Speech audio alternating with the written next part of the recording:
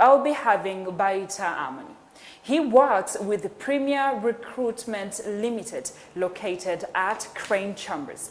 Now, Baita Amani is in the group of people, or Premier Recruitment is in the group of companies that help with exporting labor out of Uganda. We know that the number of Ugandans that are flying out of the country in search of jobs has increased. Now, Baita will be telling us what are the two categories of Ugandans that are more employable in countries, especially the United Arab Emirates. A very good morning to you.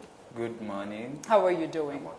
I'm okay. Just a note, you can see that there's a very big distance between me and Baita because of COVID-19, definitely. 40,000 cases, we must be careful. Yeah. Definitely. All right, so we'll start right away with you telling us a little bit about the Premier Recruitment Limited company, and then we'll dive into COVID-19 and how COVID-19 has affected the labor export companies in Uganda. Yeah. Good morning, viewers. Thanks for hosting me. And a good morning to the family of STV. I'm Baita Amon. I'm in charge of marketing and public relations, Premier Recruitment Limited. Premier Recruitment Limited is a subsidiary of Parelia Group of companies, and we do internal and external recruitment. Specifically, I think I will be speaking about external recruitment and the categories of the people who are employable in those countries we just mentioned. Premier Recruitment Limited is a government licensed company and a member of UERA, or Uganda Labor Recruitment Agencies Association. And the kind of people we take to UAE and Saudi Arabia, we have domestic workers and non-domestic workers. Domestic workers, these are ladies that are between the age of 21 and 38 that we take to Saudi Arabia for domestic work, or you may call it to do housemaid jobs. And then we also take the other category of non-domestic workers. These are females and males between the age of 21 to 40. So what do the non-domestic workers do? Because for sure, everybody knows what domestic workers do. So what do the non-domestic workers do? Non-domestic workers, we normally get different jobs, both professional and non-professional. Like right now, we have jobs like technicians, whereby you find that we need like plumbers, mechanical technicians, electrical technicians. Then there are also those that are non-professional, like construction workers, casual laborers, security guards, drivers, hoteliers. Hoteliers, of course, it falls under professional category. So we have different job categories that we normally, Well, let's look at the domestic workers, because most of the labor export companies export mostly domestic workers. Correct me if I'm wrong. Not really, but I think it's 50-50. Something. Well, in your company, but I know that most of the companies out there have mostly had domestic workers, and ladies fall into that category mostly. Even when you can do other jobs, they prefer you in the domestic work environment. I know that in the other categories, they've made it especially known that men, because the instructions come from UAE and men are supposed to be here. So let's talk about the domestic workers.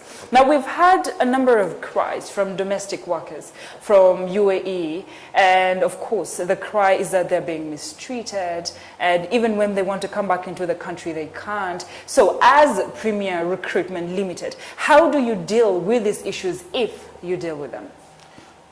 First of all, I would say I think Premier is unique from the rest of the companies. We have infrastructure for whatever thing we are doing.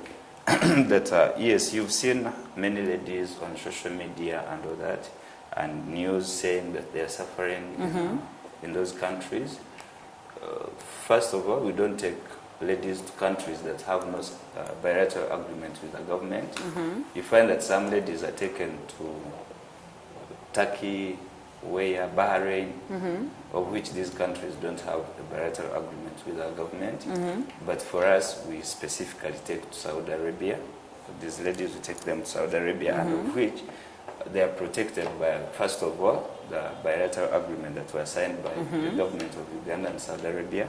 And then we have infrastructure, we have tools of monitoring, we have a desk internally in our company that is in charge of welfare and monitoring, that creates groups for every group of ladies that goes out of the country, gives them a team leader, then follows up on them, creates a WhatsApp group, put every member. Secondly, we have clauses in our MOUs that we sign with the people who supply labor, that whichever lady we give you, once they land on the airport, you have to give them a smartphone and a card, through which we can be able to get in touch with them and they get in touch with their family. And then we also have people there. In every country where we take people, we have offices there.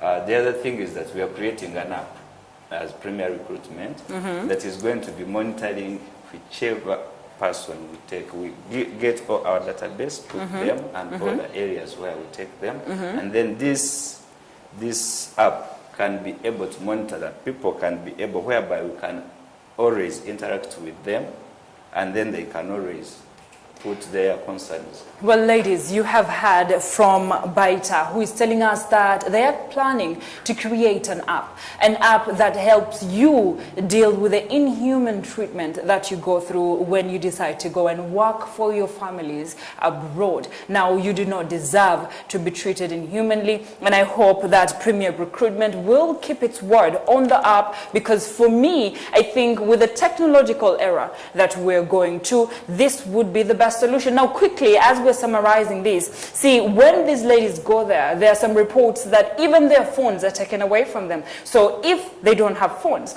and if their passports have been taken away briefly, how do they deal with these issues?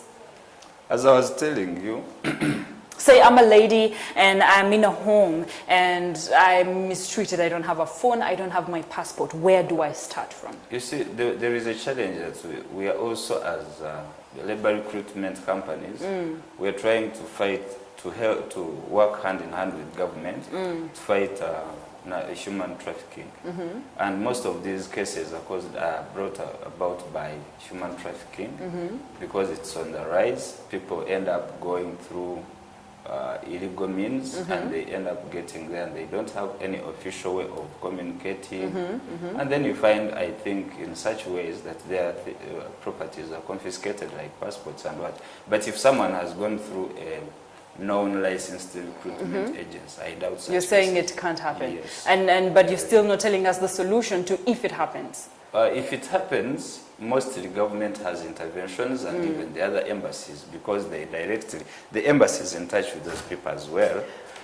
But Mr. Baita, why I'm really basing my discussion on this topic is to understand how labor export companies work. We've had instances where there was a video that was circulating of Ugandans who were seated in the Ugandan embassy in Saudi, and they were seated outside and there was no one to help them. Please help me understand such situations. Yes, you see, all of us are in business, but there are also some who are wrong characters. You cannot just rule that out. But when such happens, you find that someone takes people out there and they reach there, they abandon them there. And that's where you've seen government coming in play and close companies and suspend their licenses. And in such cases, that's what government does. How also many people, hand in hand with the other embassies. Thank you for clarifying that for us. How many people do you export, say, in a month or in a year?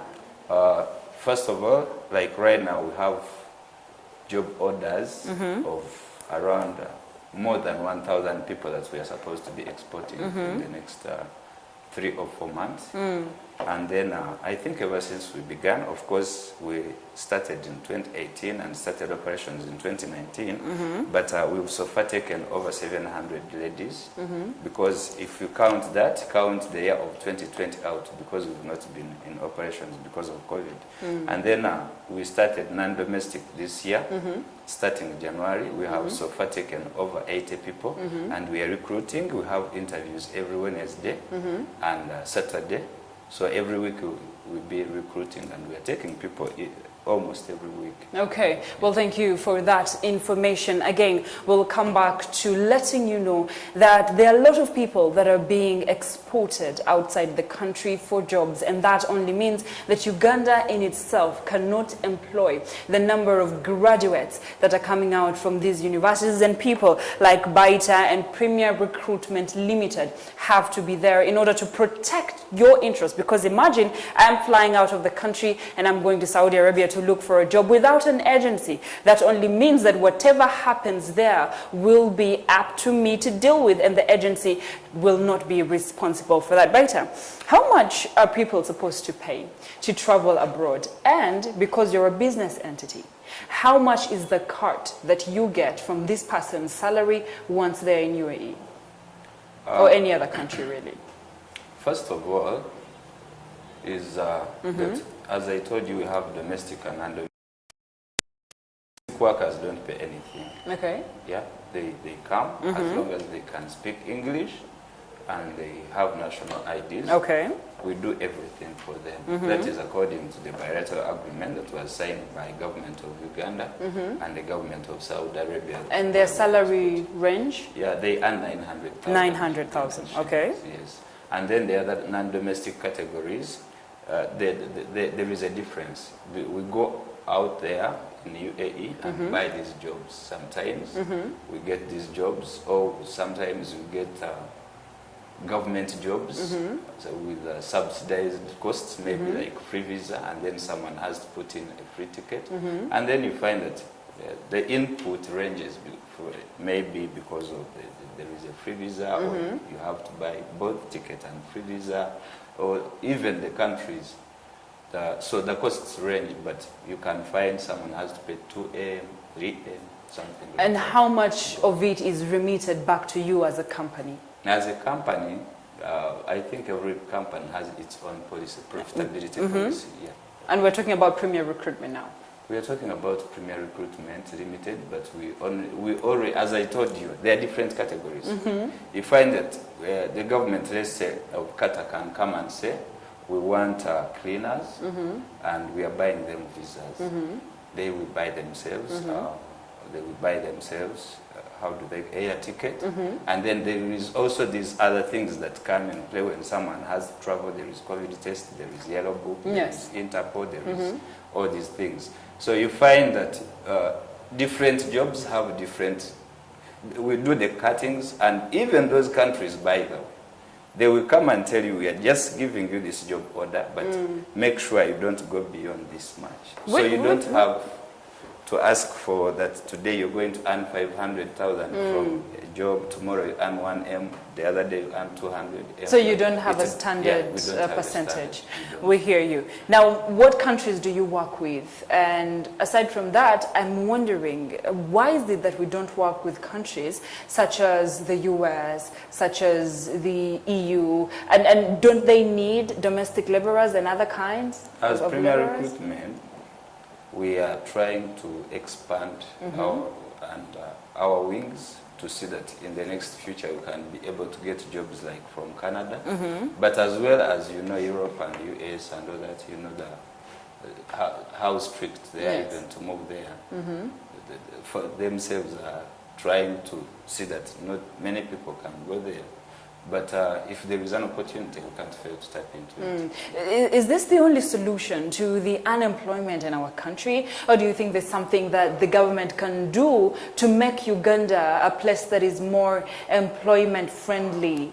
I think there is no any country that is richer than Uganda, that is first of all. But government or the players maybe have not done enough to make sure that Ugandans can enjoy employment in their own country. But since it it's like that, then we, all the investors, our bosses, have to go out there and look for opportunities so that these people can go outside there and make some money and come and contribute to the national building of their country, yes. So I think because if you look at it, we have over 50,000, I think, or 500,000 graduates every year. Like people who join universities and graduate. Who join employment market. But how many jobs do we have?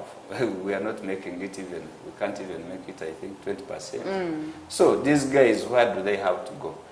So what we have to do is we have to go out there and create opportunities for them, so that when they go and earn. When they come back, even when they go there, they get different opportunities, and others even move on out of these countries. You find them in Canada, Sweden, US, and all that, and life changes. Well, thank you for that information, ladies and gentlemen. We are speaking, for you who has joined us, about the recruitability of Ugandans in these other countries such as UAE, Qatar, Dubai, regardless of where you're going to. Now, Premier Recruitment Limited is a company that says they take you to work in these various companies in these Arab countries, but then what they do is that they ensure your safety while you're out there trying to make a living for your family. Now, we'll trust their word, and hopefully we'll be able sooner or later to speak to one of the employees that they took to one of these Arab countries to see whether their word is true, because that is what we do at STV. Now, as we are completing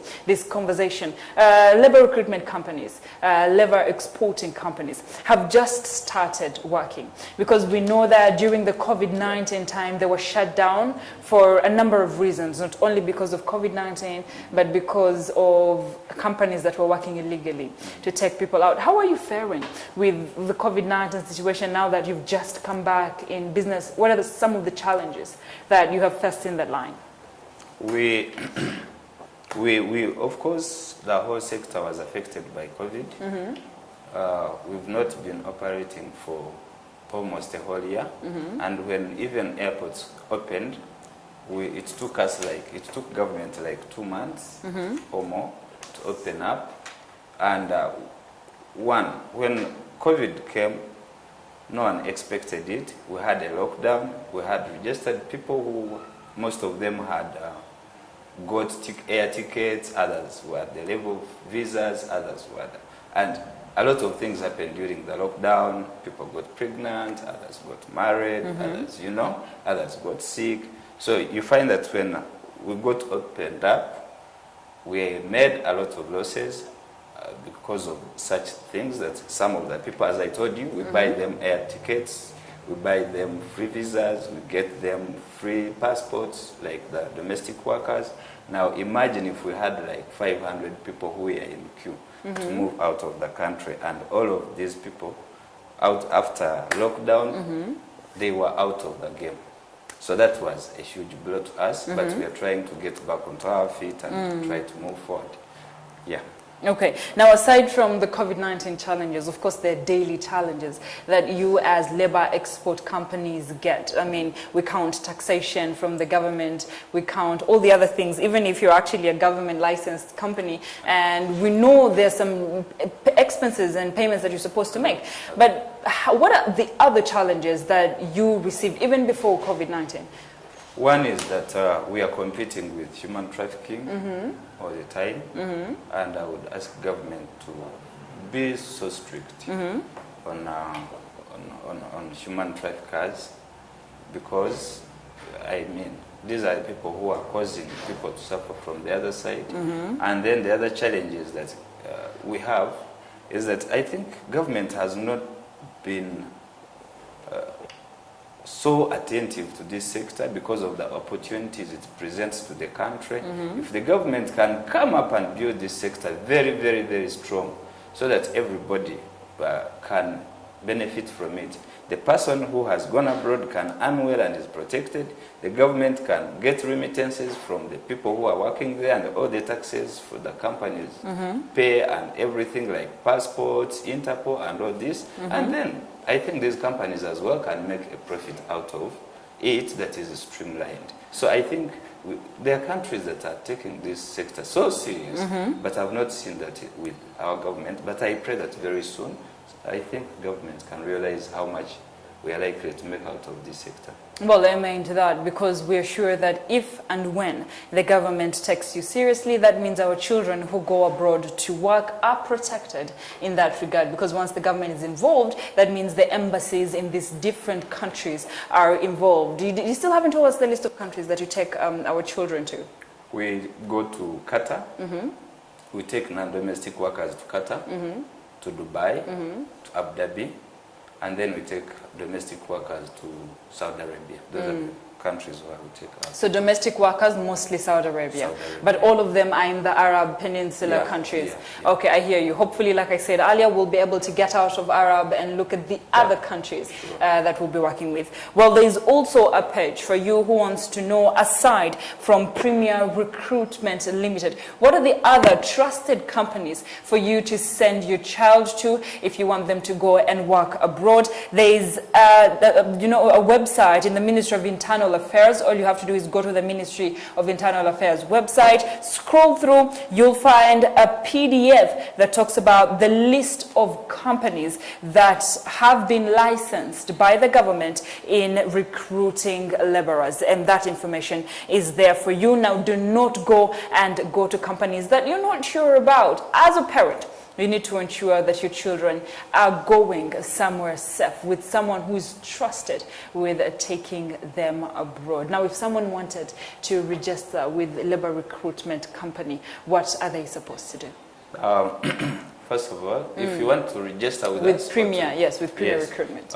You come to Crane Chambers. Crane Chambers is the building that's used to house Crane Bank on Kampala Road, opposite State Square. Or even you call us on 0707 555 006 or 0707 555 015.